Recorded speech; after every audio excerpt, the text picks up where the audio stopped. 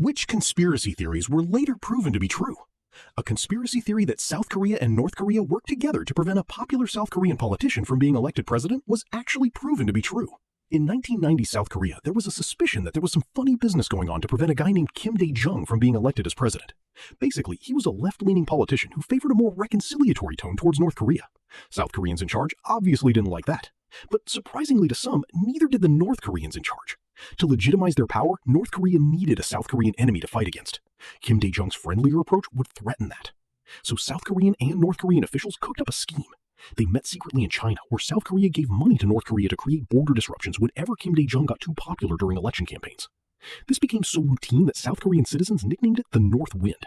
It was a conspiracy theory that North Korea would do something to sabotage Kim Dae-jung whenever he got too popular. Eventually, a South Korean spy blew it wide open. He was posing as a businessman from South Korea who was interested in filming advertisements in the North, meeting North Korean officials in China. In reality, he was working for South Korean intelligence to gather proof and details of North Korea's nuclear program. During one of those stays in China, he happened to be in the same hotel in proximity to the North and South Koreans in the scheme and confirmed the scheme's existence with his North Korean colleagues. He gathered enough proof of what was happening to threaten to go public if they kept going with it. They didn't, and without the North Wind, it resulted in Kim Dae-jung winning the election. Kim Dae-jung eventually became known as South Korea's greatest president and won the Nobel Peace Prize for his North Korea strategy. This whole thing was dramatized in the film The Spy Gone North. If you want to Google more, the spy's codename was Black Venus. None of this was publicly known until around the 2000s to 2010s, when the people involved were convicted.